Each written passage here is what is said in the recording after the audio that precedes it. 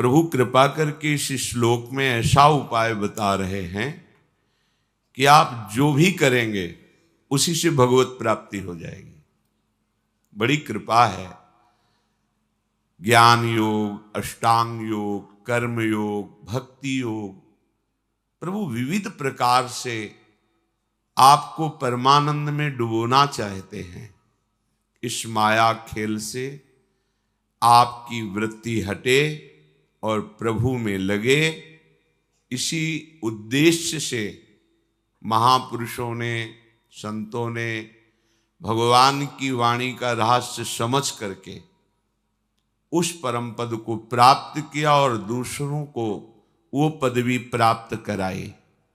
बहुत बढ़िया ऐसा सहज उपाय भगवान बता रहे हैं कि आप सहज में भगवत प्राप्त हो सकते हैं, पर इसके लिए आवश्यकता है पवित्र बुद्धि की।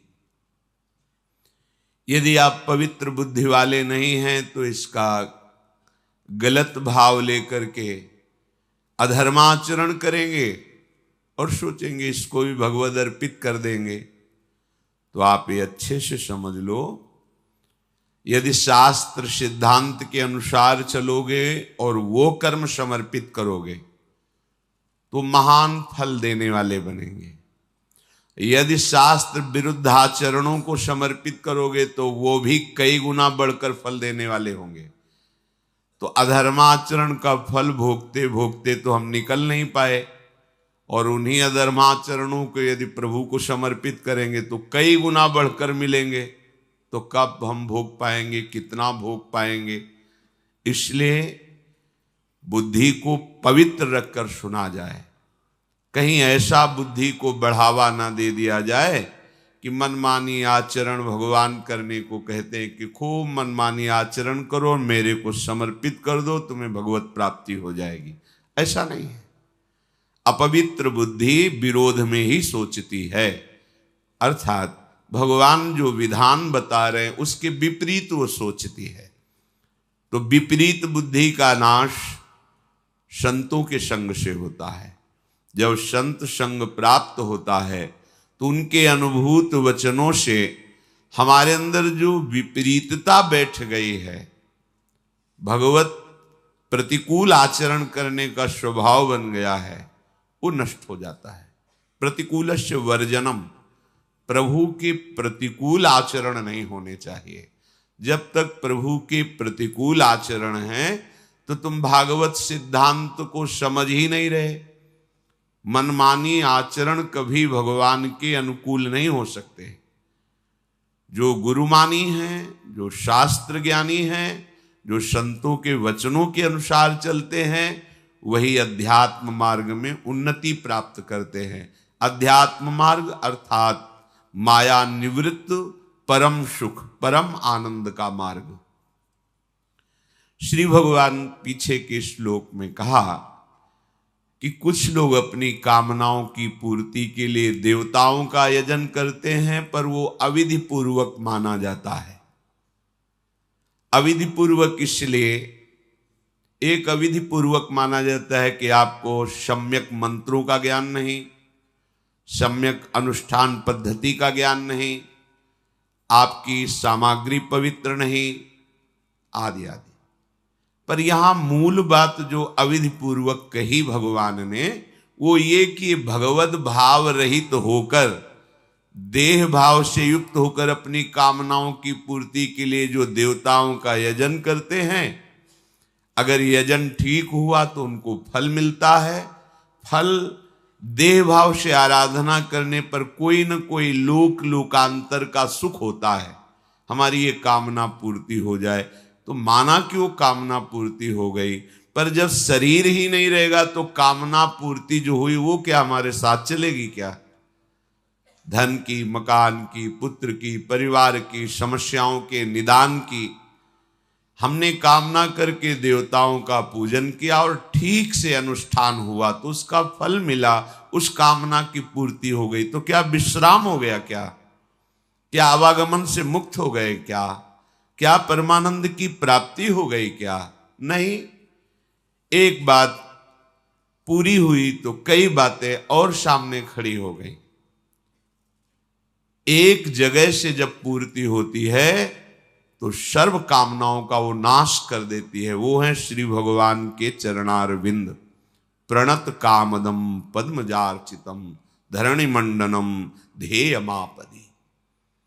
भगवान श्री हरि श्री कृष्ण चंद्रजू के चरणारविंद ही ऐसे हैं कि अगर कामना करके भी इनकी आराधना करोगे तो उस कामना की पूर्ति होगी और आपके हृदय में विवेक होगा, वैराग्य होगा और भगवान की भक्ति बढ़ेगी।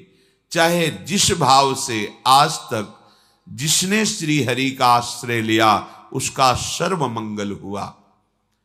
पर यदि हम भगवत भाव विहीन किसी देवता की आराधना करते हैं तो इस सम्यक अनुष्ठान होने पर केवल वो उतनी ही कामना की पूर्ति करता है, फिर कामना मन की चाह और बढ़ जाती है।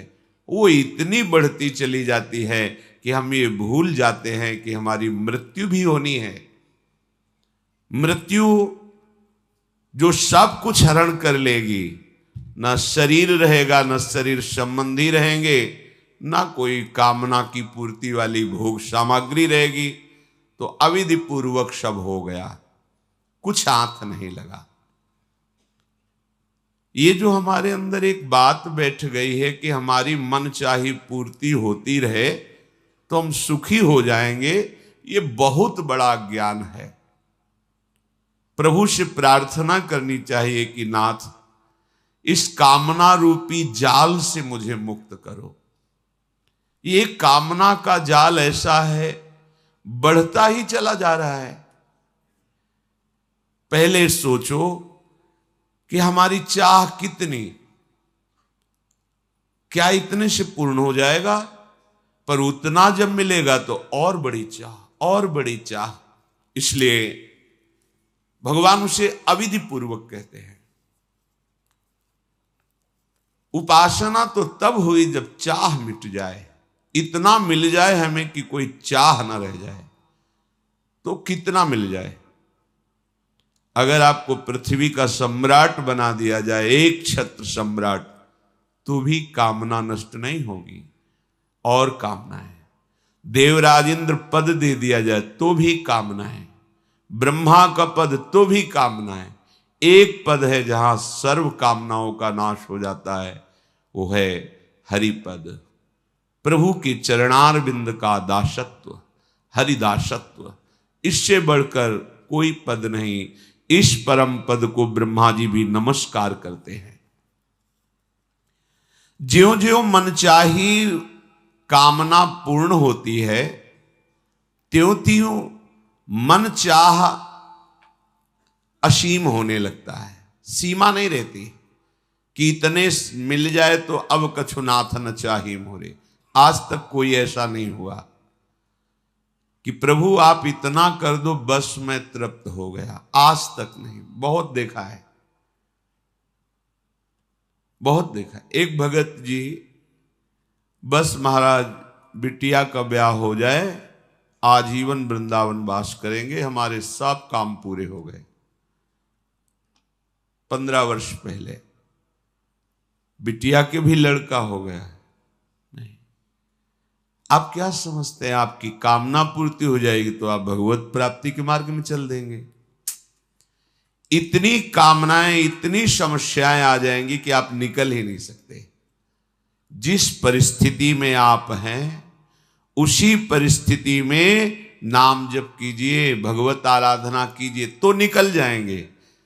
और अगर ये सोच रहे हैं कि परिस्थिति का जब परिवर्तन होगा तब भजन करेंगे तो मृत्यु ही मिलेगी, सतमार्ग में चलने का अवसर माया देगी नहीं। भोगों की प्राप्ति में आज तक किसी को तृप्ति नहीं हुई। आज तक कोई भी इतिहास साक्षी है ऐसा नहीं बोला कि ये भोग हमें मिल गए, अब हमें कुछ नहीं चाहिए। कोई नहीं बोला। अगर कोई ऐसा बोला है कि अब कछु नाथ न चाहिए मोरे, तो वही बोला है जिसे भगवान के चरण मिल गए हैं, दूसरा नहीं। वो तो बहुत ऊंची बात बोले हैं। न पारमेष्ठ्यम न महेंद्र धिष्णम, पारमेष्ठि ब्रह्मा का पद भी नहीं चाहिए, देवराज इंद्र का पद भी नहीं चाहिए, न सार्वभौमम न रसाधिपत्यम, रसातल का भी पृथ्वी का भी सम्राट पद सुख नहीं चाहिए, न योग सिद्धिर न पुनर्भव, मोक्ष भी नहीं चाहिए, योग की सिद्धियों की भी चाह। ये केवल वही बोल पाया जो भगवान का भजन करके भगवान के चरणारविंद में प्रेम प्राप्त कर लिया। दूसरा आज तक कहीं पूरे इतिहास में, पूरे ग्रंथों में एक व्यक्ति नहीं मिला कि वो कह दे कि अब कछु नाथ न चाहिए मोरे। जब कोई गरीब 1 लाख रुपया का लाभ मिलने लगता है तो करोड़ की चाह में बावरा हो जाता है। जब करोड़ मिलने लगते हैं तो अरबों की चाह आ जाती है। जब अरबों का धन आ जाता है तो वो भारत का सबसे बड़ा धनी बनना चाहता है। जब भारत का सबसे बड़ा धनी बन जाए तो विदेशों के धनियों पर नजर होती। बड़ा विचित्र माया का खेल। कहीं विश्राम नहीं मिल सकता कामनाओं की पूर्ति से। संसार के समस्त सुख भोग समृद्धि वैभव पाकर के भी, ध्यान दीजिए ये महापुरुषों के वचन हैं, विश्वास करके इन वचनों पर अनुभव करने के लिए मत कूदो। ये अनुभव का देश नहीं है संसार। आज तक कोई अनुभव नहीं कर पाया। स्वप्न के लड्डू पाकर के कोई अनुभव नहीं कर पाया। ये भूत के लड्डू हैं, खाओ तो जलो ना खाओ तो जलो। खाने पर कभी तृप्ति नहीं, ना खाने पर कामना जला रही है। थोड़ी देर कामना से जल लो और भजन करो तो फिर शांत हो जाएगी। और अगर अनुभव करने के लिए कूदे तो अशांति ही अशांति, जलन ही जलन है। तो बिना अनुभव के कैसे त्याग करें? महापुरुषों के वचन। इसीलिए श्रद्धा और विश्वास अध्यात्म की नींव है। भगवत प्रेमी महात्माओं पर श्रद्धा करके उनके बताए हुए उपदेश पर विश्वास करके इस मार्ग में चला जाता है। अनुभव के लिए नहीं कूदा जाता भोगों में कि अनुभव कर ले फिर हम भी वैराग्य धारण कर लेंगे। अनंत जन्मों से उन्हीं को भोगते रहे, क्या अनुभव हाथ लगा? माया की एक चाल है, हर भोग के अनुभव को 1 सेकंड में धूल डाल के मिटाल देना और फिर नई चाह पैदा कर देना। ऐसा लगता है मैं पहली बार ये पा रहा हूं, पहली बार ये भोग रहा हूं। संसार के समस्त सुख, समस्त भोग, समस्त समृद्धि वैभव एक पुरुष को दे दिया जाए तो भी वो तृप्त नहीं हो सकता। ये महापुरुषों का अनुभव है। आप सोचते हैं हमें ये मिल जाए, मिल जाए, मिल जाए, हम तृप्त हो जाएंगे। यहां समस्त वैभव, समस्त भोग आपको तृप्त नहीं कर सकते क्योंकि है ही नहीं।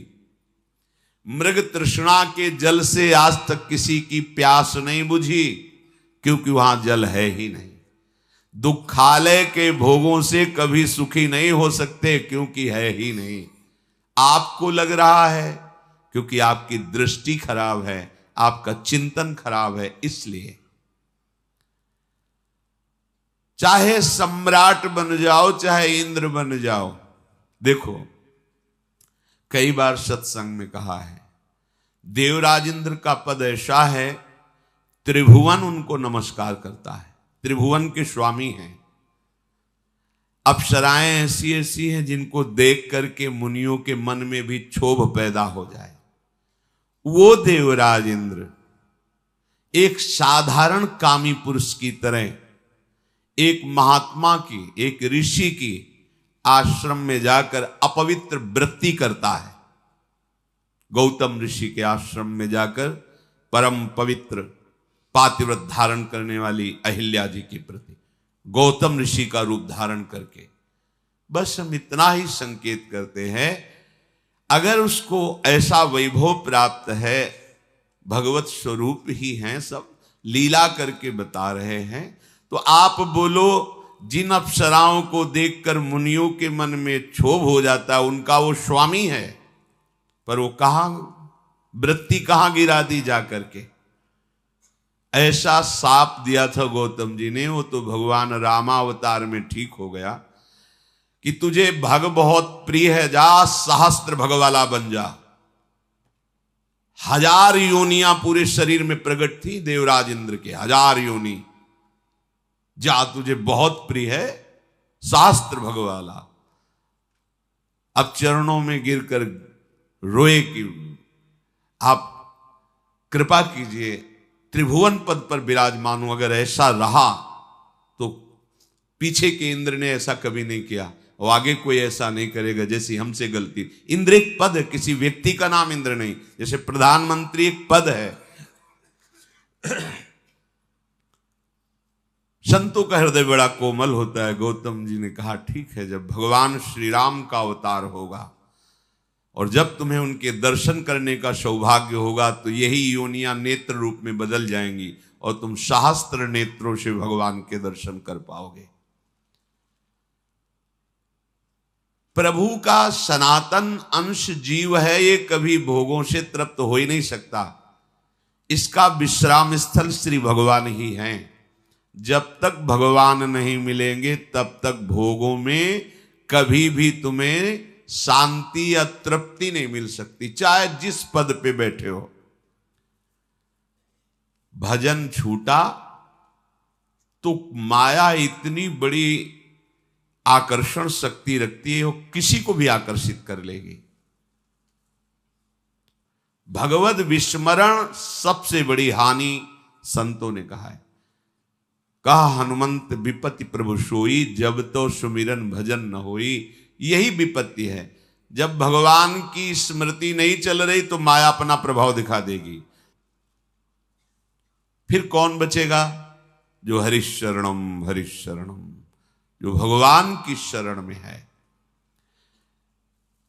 तुम पूर्ण के अंश हो, अपूर्ण से तुम्हें तृप्ति कैसे हो सकती है? आज तक किसी को नहीं।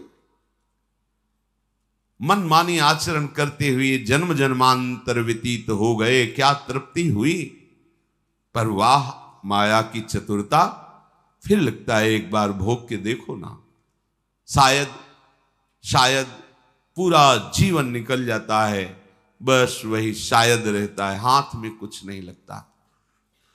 क्योंकि तुम पूर्ण के अंश हो, तुम्हें तृप्ति पूर्ण से मिलेगी। यह संसार अपूर्ण है, अनित्य है, नाशवान है, दुखमय है, इसमें कैसे हो सकता है? पर हमारी सारी कोशिश इसी संसार में ही हो रही। अध्यात्म में बिल्कुल शून्यता है।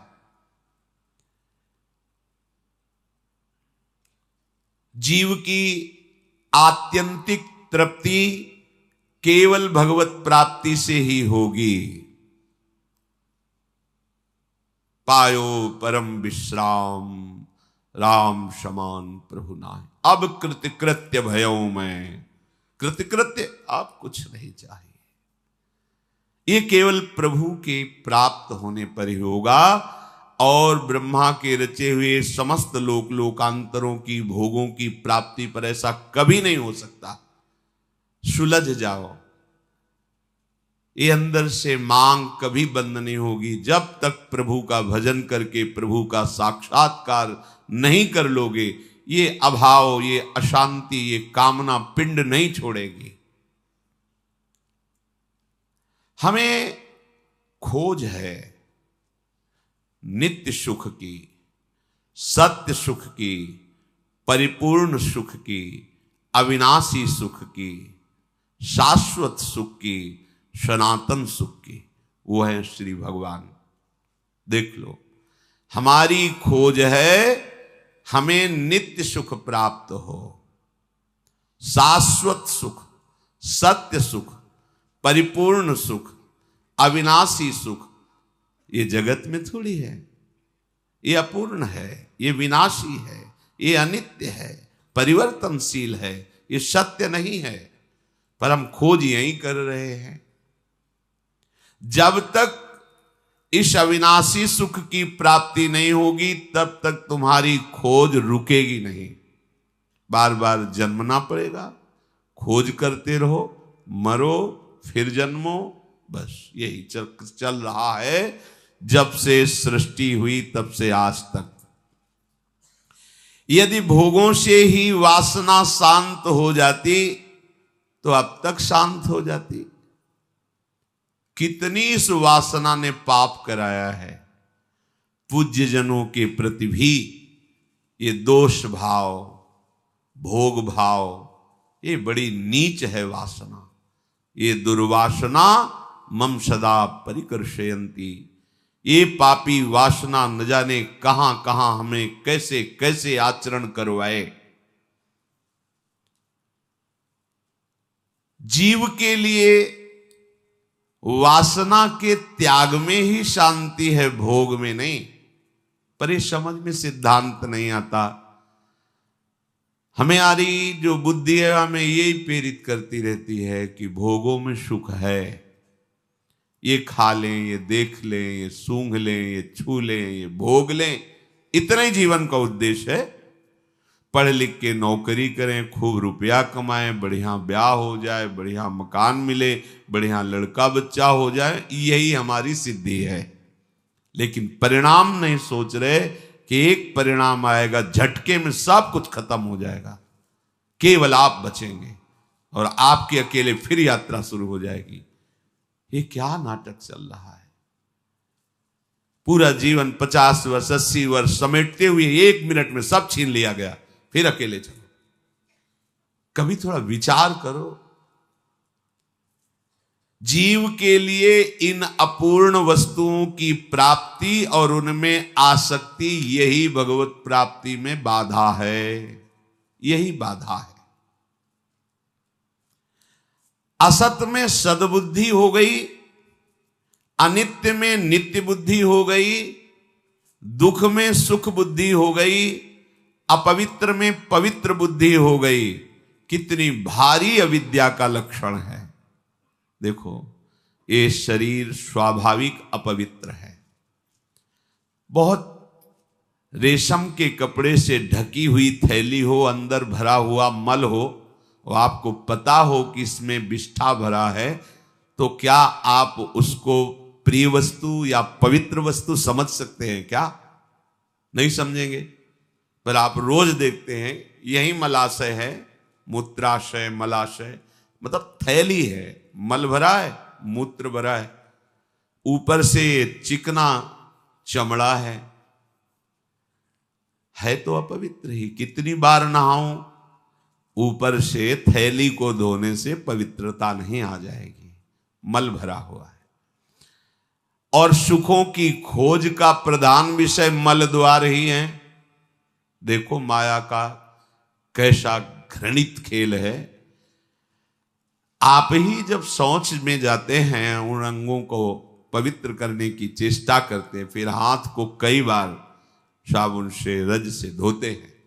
आप खुद मानते हैं कि वो स्थान इतने अपवित्र हैं, और आप उनमें इतने आसक्त हैं कि जीवन का परम सुख वहीं समझ लिए। देखो देखो, अविद्या का प्रभाव देखो कैसा गिराता है जीव को। अपवित्र में पवित्र बुद्धि, ये सब अविद्या का खेल, माया का खेल, कुछ नहीं, भ्रम। बस जासु कृपा सब भ्रम मिट जाई, गिरजा सोई कृपालु रघुराई। नाथ जीव तव माया मोहा, तब निस्तरे। श्री गोस्वामी तुलसीदास जी कह रहे हैं, ये इसका निस्तार तभी हो सकता है जब आप दुलार करें, आप प्यार करें उसे, आप घसीट ले तो आ सकता है। सो निस्तरी तुम्हारी छोहा, तुम्हारे दुलार से। नाथ विषय हरि लीनिस ज्ञाना, ये विषय हमारे ज्ञान का अपहरण कर लिया। कैसी नादानी स्थिति है। बाहर कोई मल को छुए तो हमें घृणा होती है, और जहां से हम निकले हैं वही द्वार हैं, इन्हीं द्वारों से निकले, फिर वही रति करके फिर वही जाने का हम विधान रच रहे। थोड़ी बुद्धि क्या है, विचार करके देखो। जब विचार है ही नहीं तो पशुवत आचरण है नहीं, तो विचार करोगे तो वमन के समान घृणास्पद भोग हो जाएंगे। रमा विलास राम अनुरागी तजत बमन, यही तो हमारे जीवन में सबसे बड़ी बाधा पैदा कर रहे हैं। भगवत मार्ग के पथिक हैं, पर हृदय में आकर्षण होता है कि ये भोग सुखद है, ये भोग सुखद है, और हम जहां गलती कर देते हैं तो अपने मार्ग से उतर जाते हैं, फिर मार्ग का पता ही नहीं चलता। ये मार्ग ऐसा दिव्य है कि यदि आप विधि के अनुसार नहीं चलेंगे, गुरु आज्ञा के अनुसार, तो मार्ग अंतर ध्यान हो जाएगा, ढूंढने पर भी पता नहीं चलेगा। अगर आप विधान से चलोगे गुरु आज्ञा के, तो सामने आपको दिखाई देगा। ये दिव्य मार्ग है, ये पार्थिव मार्ग नहीं कि रोड बन गया तो इसी पे चलना है। अगर आपने गुरु आज्ञा का उल्लंघन किया तो ये मार्ग ही गायब हो जाएगा, आपको दिखाई ही नहीं देगा, केवल माया जनित मार्ग दिखाई देगा। अगर आप गुरु आज्ञा पर चलोगे तो केवल यही मार्ग सामने रहेगा और सब भ्रमात्मक मार्ग नष्ट हो जाएंगे। ये आंतरिक बात कह रहा हूं। उपासक अध्यात्म में आंतरिक मार्ग पे चलता है, बाहरी रोड पे नहीं। आंतरिक मार्ग उसी के हृदय में प्रकाशित होता है, गुरु आज्ञा का जो पालन कर रहा है, जो शास्त्र आज्ञा के अनुसार चल रहा है, तो अध्यात्म मार्ग सामने होता है। हमारा ये मार्ग है, अपने आप दिखाई देता है, उसी पे चलता है। और जब हम मनमानी आचरण करते हैं तो वो दिव्य मार्ग है अध्यात्म, वो अंतर ध्यान हो जाता है, मार्ग ही नहीं दिखाई दे तो चलोगे कहां? बस इसी पार्थिव संसार में नाटक अध्यात्म का और मार्ग संसार का। वस्तु प्राप्त क्या होगी? संसार। जब असत अपवित्र दुख रूपी इन भोगों को जो बाधा है अध्यात्म की, सच्ची सच्ची देखो, एक अध्यात्म मार्ग वर्णन किया जा रहा है और गुरु कृपा से एक अध्यात्म मार्ग आंतरिक प्रकाशित होता है, अंदर से ये मार्ग है, उसके चित्त का समाधान हो जाता है। अब संशय नहीं रहता कि संसार में सुख है, मान प्रतिष्ठा में सुख है, भोगों में सुख, ऐसा नहीं रहता। वो संसार जैसी चेष्टा करते दिखाई देगा, ये बाहरी है, लेकिन उसका अध्यात्म मार्ग प्रतिपल तय होता रहता है, वो अपने प्रभु के नजदीक पहुंचता रहता है। उपासना सदैव अपने स्वामी के समीप रहता है। हमने वेश रख लिया, थोड़े बारे भगवद आचरण भी कर रहे हैं, लेकिन अपवित्र भोगों में सुख बुद्धि करके उनमें रमण कर रहे हैं, तो अध्यात्म मार्ग नहीं रहेगा, वो अंतर ध्यान हो जाएगा। अब आपकी सारी चेष्टाएं व्यर्थ ही हैं, ये अंदर से समझ लीजिए। अगर आप गुरुवाणी पे चल रहे हैं, शास्त्र सिद्धांत पे चल रहे हैं, तो अध्यात्म मार्ग। और सही बतावे, यदि शुद्ध शरणागति, तो अध्यात्म मार्ग में चलना नहीं होता। वो एक सीढ़ियां देखी जिनमें खड़े हो जाओ, है बनी सीढ़ियां हैं, पर आपको चलना नहीं, बस खड़े हो जाओ, वो आपको पहुंचा दिए। ये है गुरु कृपा मार्ग। दिखाई दे रही सीढ़ियां, पर गुरु कृपा शक्ति से आप जहां पैर रखे, अध्यात्म का मार्ग अपने आप चलकर लक्ष्य तक पहुंच जाएगा, आपको कोई श्रम नहीं करना। और जो विरुद्ध आचरण करता है वो गायब हो जाता है, वो मार्ग ही गायब, अंदर से ही गायब हो जाता है। क्या अध्यात्म है, न समझ में आएगा, न समझ में समझाने पर भी आएगा, नहीं आएगा। इसीलिए भगवान ने इशारे में कहा है, भोगेश्वर प्रसक्ता नाम तया प्रहृत चेतसाम व्यवसायत्मिका बुद्धि समाधौ न विधीयते।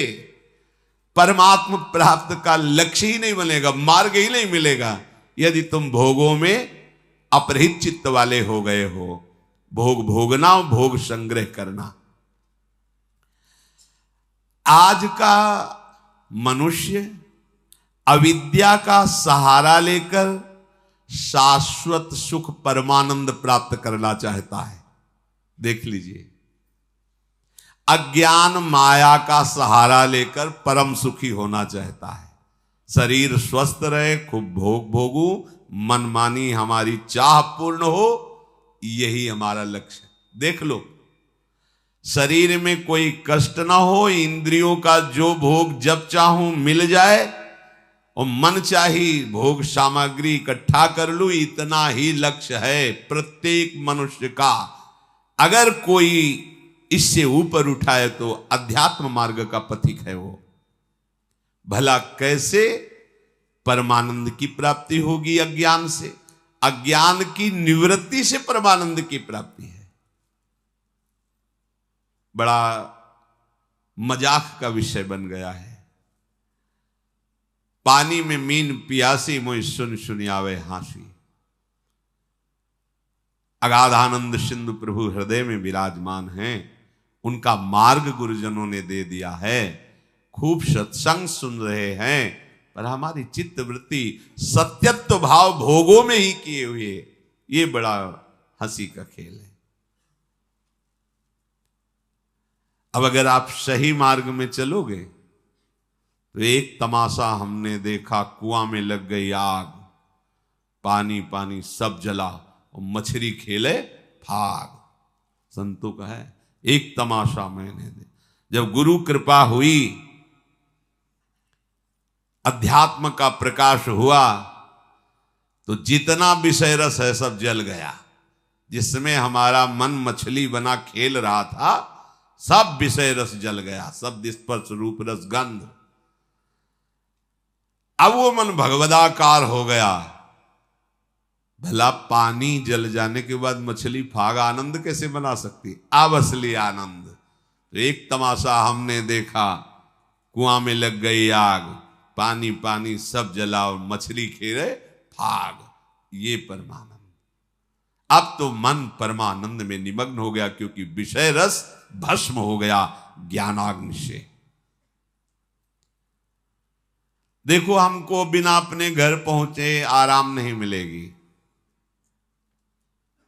हमारा घर है वृंदावन धाम। प्रिया प्रीतम हमारे घर के मालिक हैं। समस्त प्रेमी जन हमारे परिवार के जन हैं। यही शाश्वत घर है, यही शाश्वत परिवार है। जब तक भटकना है भटक लो, विश्राम स्थल यही है। श्री वृंदावन विश्राम। इस घर में आने की जो राह है, उसके आसपास ऐसी लुभावनी वस्तु रखी गई है कि आप घर की तरफ से पीठ करके उन वस्तुओं की तरफ चल दें।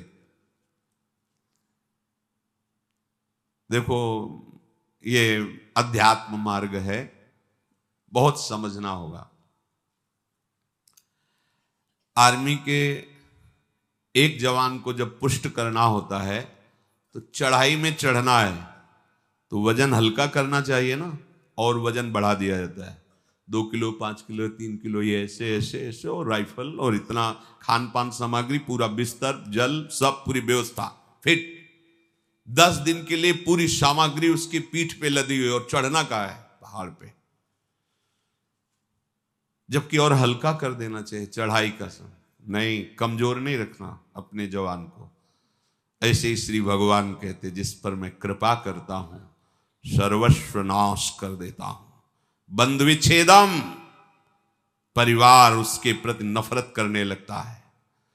जीवितम कष्टेन, सा कष्टेन जीवितम, वो बड़े कष्ट से जीवित रहता है। सुन के डर जाओगे, सुन के डर जाओगे कि अरे भगवान कृष्ण की कृपा का ये फल है, ये तो हमें बिल्कुल नहीं चाहिए। और इसमें गूढ़ बात है, ये भयावह करके परमानंद की बात श्री भगवान कह रहे हैं। जैसे बनचंद महाप्रभु जब राधा वल्लभ लाल जी का मंदिर बनने का था, तो बहुत से धनी मानी तैयार हुए, तो उनका जो राधा वल्लभ लाल जी का मंदिर बनवाएगा वो मर जाएगा। अब आगे आओ, कौन बनवाएगा? कोई नहीं। सुंदर दास जी ने जब सुना तो उन्होंने विचार किया कि प्रभु के मंदिर बनवाने वाला मर जाएगा, जरूर इसमें कोई रहस्य है, जरूर कोई इसमें आंतरिक रहस्य है। वो आगे आए और बनचंद महाप्रभु के चरण पकड़े और कहा, प्रभु ये सेवा मुझे दीजिए। बोले, पता है तुम्हें, जो मंदिर बनवाएगा वो मर जाएगा। बोले, प्रभु तैयार हो, वैसे ही मरना है, प्रभु के लिए मरना क्या, तैयार हो, ठीक, करो सेवा। और प्रभु एक इच्छा है, एक बार मंदिर बन जाए और 1 साल राधा वल्लभ जी के पूरे उत्सव देख लूं, फिर मर जाऊं तो मुस्कुरा दिए, बोले ठीक है, ऐसा ठीक है। मंदिर बना, 1 साल उत्सव हुई और श्री जी के सामने बनी वृषभानु नंदनी आज, भूषण वसन विविध पहिरेतन, पिय मोहनित साज। ये समाज में पद हो रहा है और आप निकुंज पधार रहे हैं। शब्द क्या था? मर जाओगे। आंतरिक फल क्या था? जो मंदिर बनवाएगा सीधे निकुंज जाएगा, तो लाखों के नंबर लग जाते। बात वही है, लाखों तैयार हो जाते, केवल मंदिर बनवाने से निकुंज की प्राप्ति। प्रभु मेरा धन, मेरा धन, लेकिन मर जाओगे, पीछे हट गए। समझ रहे हो ना? महान वस्तु को भयावह में छुपाया गया है। भगवान कह रहे जो मेरा अनन्य भक्त होता है और मैं जिस पर कृपा करता हूं उसका सर्वनाश कर देता हूं। सुन के ही भय लगता है। दूसरी बंधु विच्छेदम, परिवार का कोई प्यार नहीं कर सकता उसे, ये मैं रचना रचूंगा। सा कष्टेन जीवितम, कष्ट पूर्वक जीवन जिएगा, मरेगा भी नहीं, कष्ट पूर्वक जिएगा।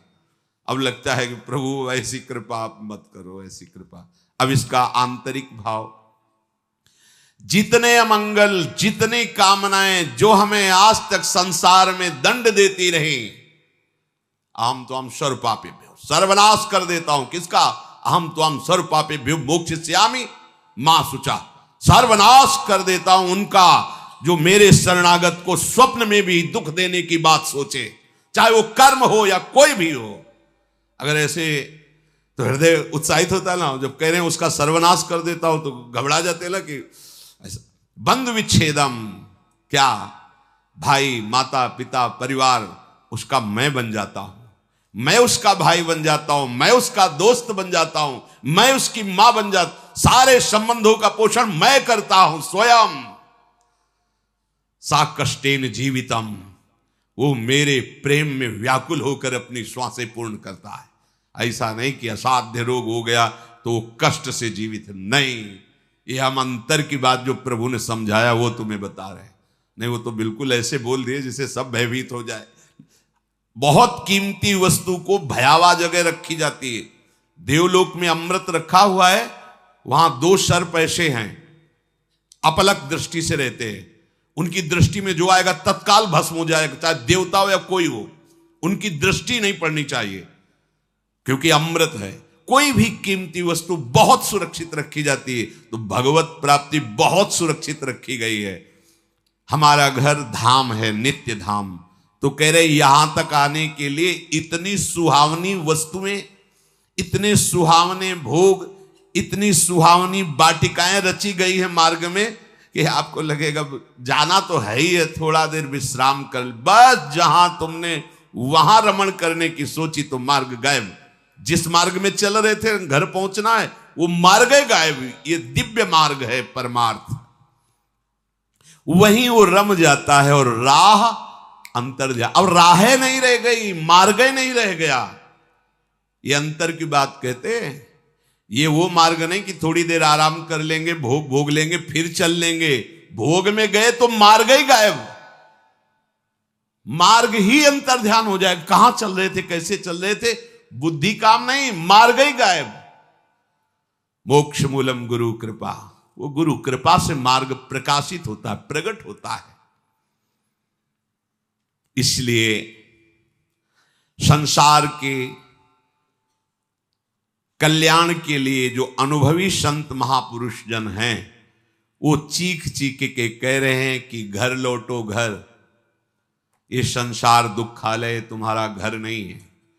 पर राह में अटको मत और भटको मत। ये राह में ऐसे पथिक अटक जाते हैं और भटक जाते हैं जो थोड़ा मन चले होते हैं। थोड़ा मन चले अर्थात मन के अनुसार कर। इस मार्ग में मन चलों का खेल नहीं है। इस मार्ग में मन को निग्रह करना है, मन को हटा करके अपने प्रभु तक पहुंचना है।